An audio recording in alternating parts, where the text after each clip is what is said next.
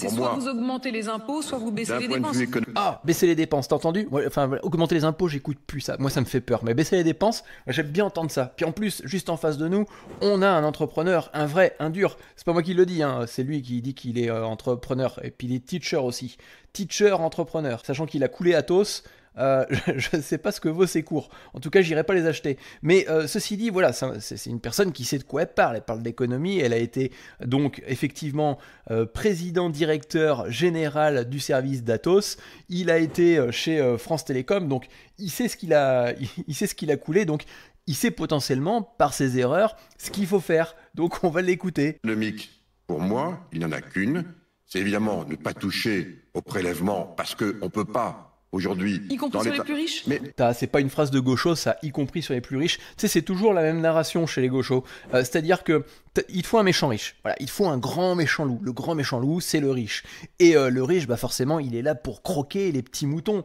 Mais aujourd'hui, les méga riches, ils s'en battent les reins des petits moutons français, tu vois. Le petit mouton français, par contre, lui, qu'est-ce qu'il écoute? Il écoute le berger, parce qu'effectivement, le berger lui fait peur en disant que le grand méchant loup va le croquer. Mais le berger, lui, derrière, son objectif, qu'est-ce que c'est? C'est de conserver le plus de moutons pour les tondre toute l'année. C'est ça la vraie narration de la gauche, d'accord? Donc quand t'entends un gauche te dire il faut taxer les riches, dis-toi que lui, derrière, son objectif, c'est de s'en mettre plein les poches grâce à toi pour te parquer, pour te garder bien sagement, et puis bah potentiellement aux prochaines élections, bah, que tout le monde soit d'accord avec toi, enfin tout le moins avec le berger, pour qu'il conserve sa bonne place. Donc c'est ça c'est une phrase de gaucho ça. Donc bon, à première vue, de ce que j'ai cru comprendre, on parle pas de politique, on parle d'économie ici. Y compris dans sur les l'État- plus riches. Mais attendez, ça c'est de la politique. Je parle d'un point de vue économique. Parce qu'encore une fois, le rendement ensuite. Vous parlez du c'est- volume global. Mais bien sûr, c'est de ça dont il s'agit. D'un point de vue économique, la seule façon de faire, c'est de commencer à s'attaquer à la baisse de la dépense publique. Oh là là, qu'est-ce que ça fait du bien d'entendre ça. Il a posé ses grosses corones sur la table et il va le dire, il va tailler dans le gras, il va tailler dans le vif du sujet, il va appeler Miel, il va lui dire prête-moi ta tronçonneuse, je vais y mettre de l'huile gros et on va tailler là-dedans, ça va saigner dans tous les sens. Alors attends, écoute, parce que je te raconte des bêtises, mais ça se trouve, c'est pas ce qu'il va dire. La dépense publique, bien sûr, en préservant notre. Ah, j'ai entendu préserver. Non, c'est mauvais signe. Quand il dit préserver, généralement un politique qui dit préserver, c'est mauvais signe. Préservant notre modèle social le Ah mais non, tu peux pas préserver le modèle social actuel. mieux possible, mais en s'attaquant au. Tu peux pas dire d'un côté, tu vas faire des économies dans le service public ou dans le public d'ordre global, dans les dépenses publiques, et conserver le modèle social. Depuis 40 ans, l'État nous prouve par A plus B qu'ils sont incompétents pour conserver le modèle social que l'on a aujourd'hui. La sécurité sociale, si tu prends juste ce sujet-là, je te parle même pas de la retraite, je te parle même pas de la CAF, je te parle même pas du RSA, juste la sécurité sociale, aujourd'hui, ils sont incapables de renflouer la sécurité sociale. Pourquoi? Parce que quand tu cotises 1 euro sur ton petit salaire, d'accord, tu n'as que 27 centimes qui vont dans les caisses de la sécurité sociale. Le reste du pognon, il va où?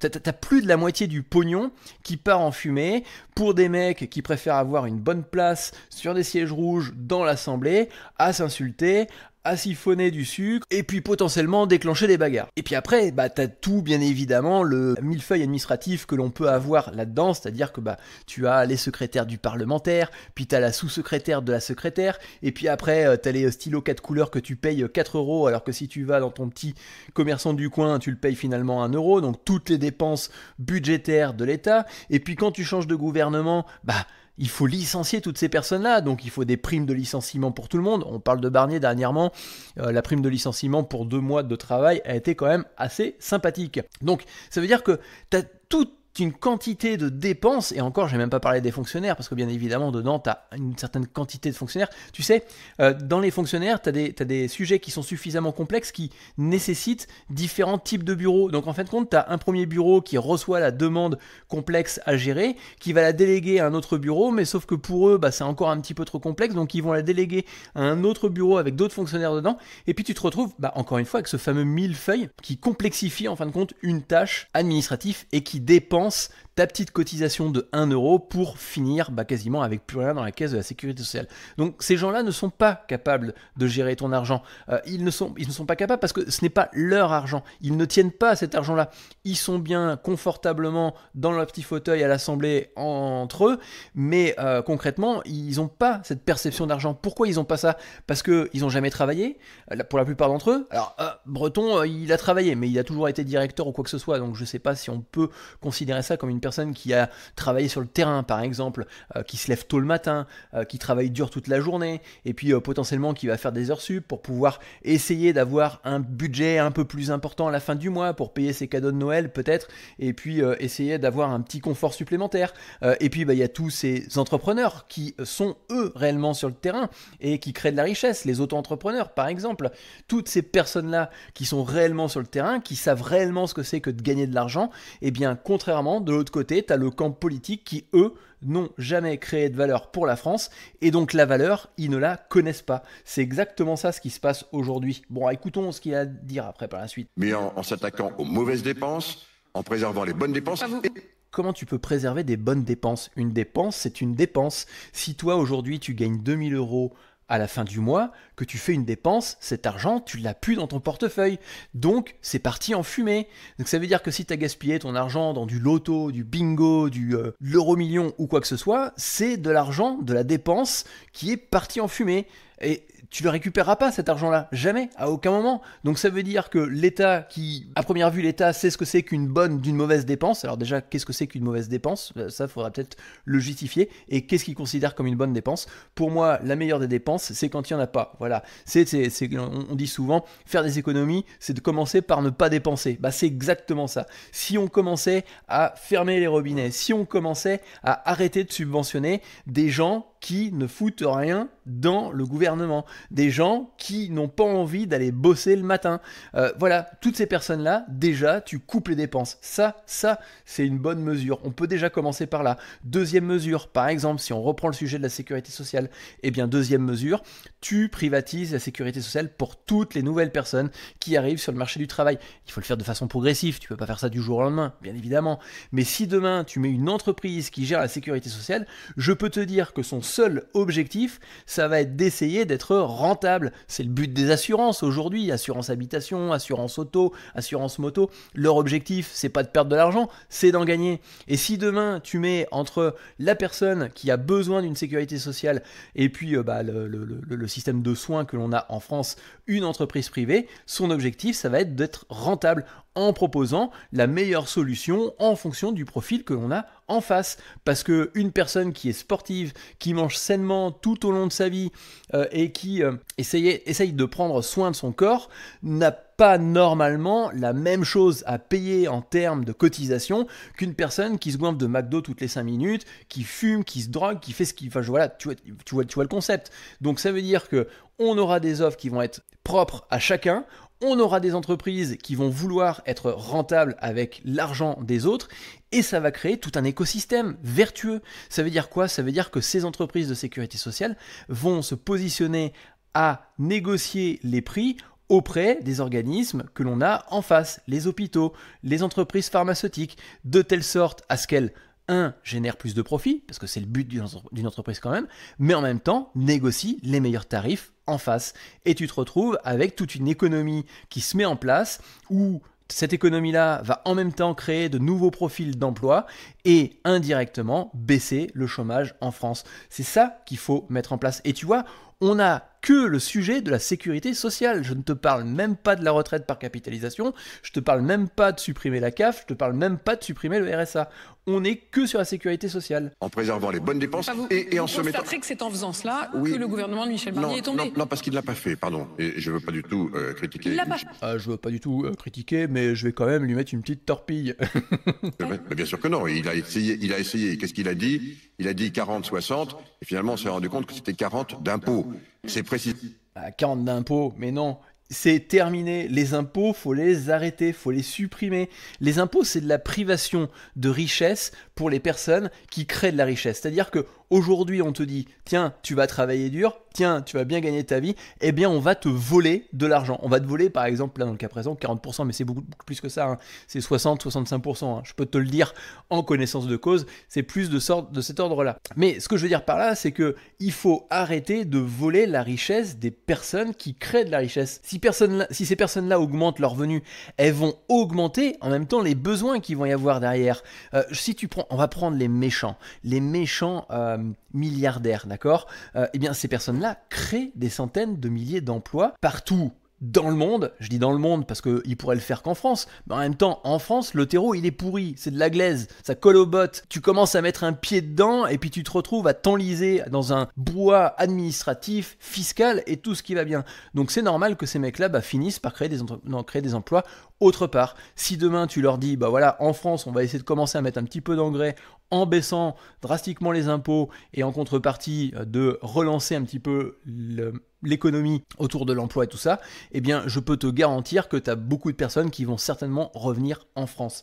Bien évidemment, il y aura une méfiance au départ, mais au fur et à mesure, si tu arrives à cultiver correctement cette politique de les créateurs de richesse en France first, eh bien tu vas te retrouver avec un pays qui va se remettre au travail. Précisément, je crois, la voie dans laquelle il ne faut pas aller. Parce que sans ça, qu'est-ce que ça provoque ? Ça provoque évidemment encore de l'insécurité pour les agents économiques. Il faut davantage appuyer sur une baisse des... Alors je ne sais pas ce qu'il appelle agent économique, parce que là il parlait d'impôts, donc 40% d'impôts, ou je ne sais pas trop quoi.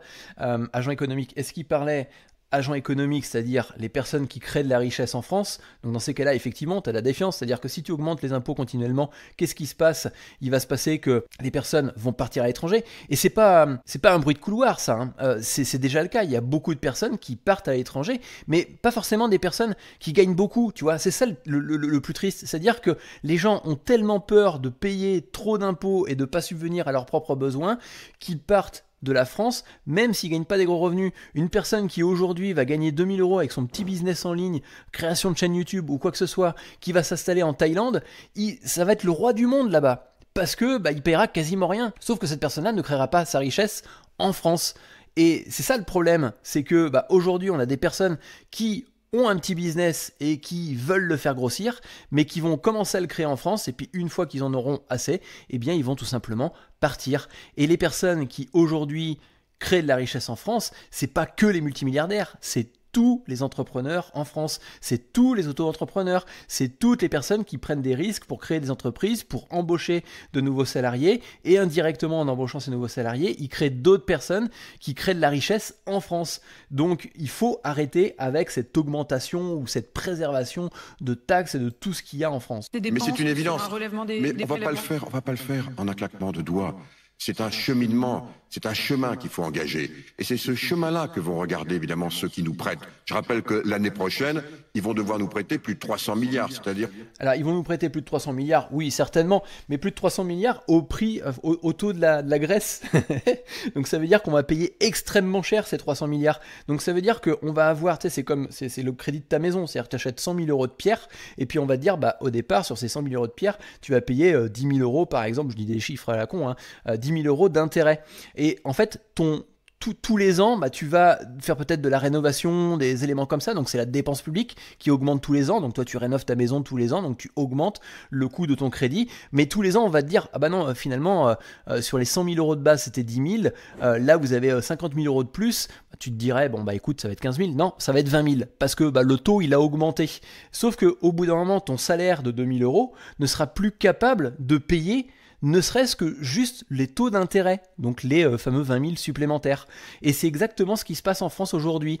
Les impôts des Français, tout confondu, les recettes fiscales françaises ne sont plus capables de couvrir juste l'intérêt de la dette française. Donc ça veut dire qu'on va avoir une dette qui va grandir toujours plus, on va avoir un intérêt qui va augmenter toujours plus et on ne sera plus capable de pouvoir rembourser ça. D'ailleurs, c'est déjà le cas. Plus d'1 milliard par jour pour financer l'État. T'imagines, 1 milliard par jour, 1 milliard emprunté sur les marchés financiers. Et pendant ce temps-là, t'as les gauchos communistes de France qui torpillent les marchés financiers, qui veulent abattre les marchés financiers, alors que ils crachent dans la main de celui qui les nourrit. C'est ça, c'est le truc là. Je sais plus quelle politique était passée sur.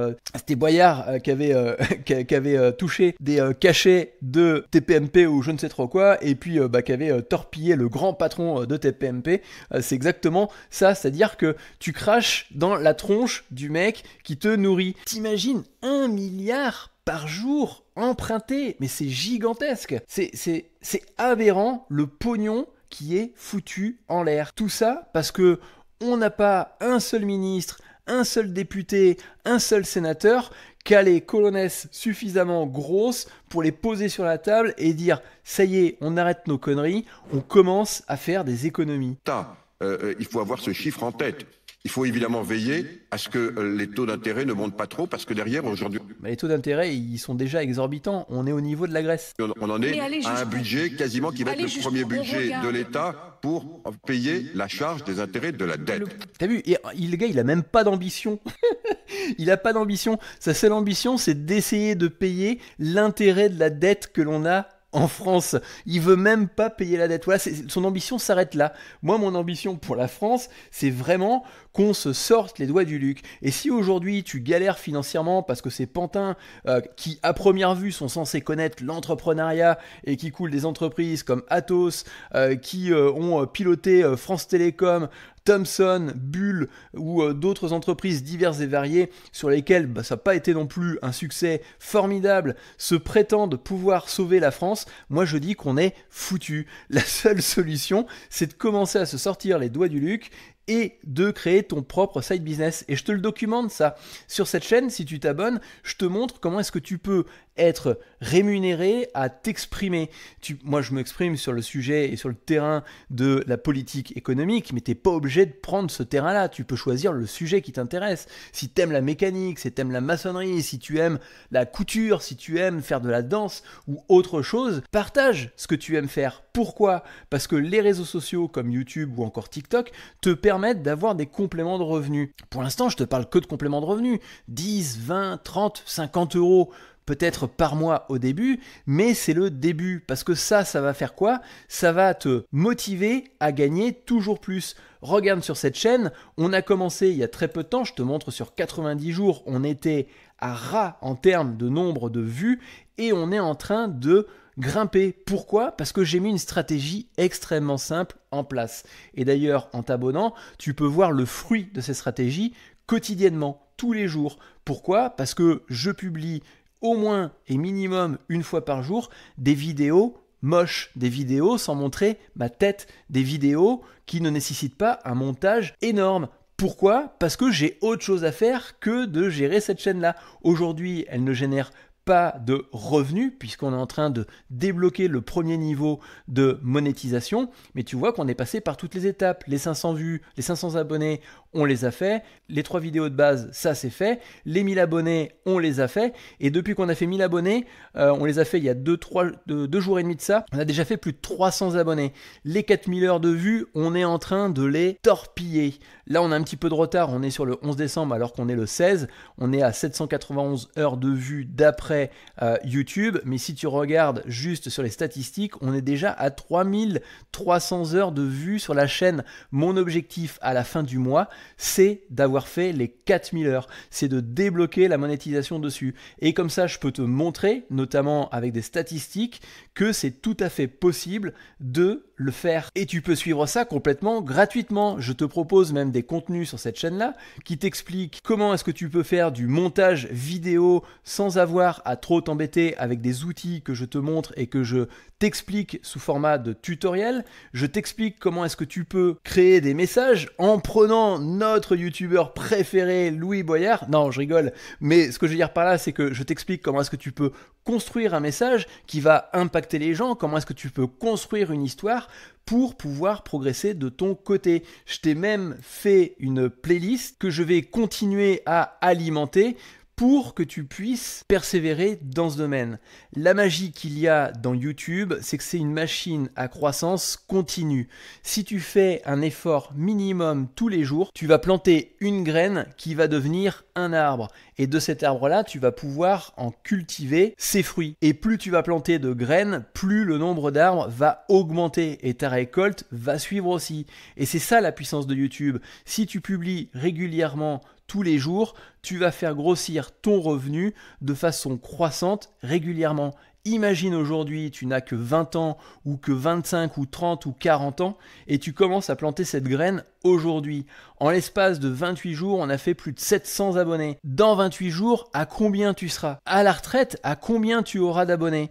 Combien d'argent tu pourras générer avec ta chaîne? Eh bien écoute, moi ce que je te propose, c'est que simplement en t'abonnant à cette chaîne, tu découvres combien on va gagner à la fin du mois de janvier 2025. Et ça sera concret puisque les statistiques, je te les montre quotidiennement. Et pour terminer, ne te laisse pas faire, exprime-toi dans les commentaires.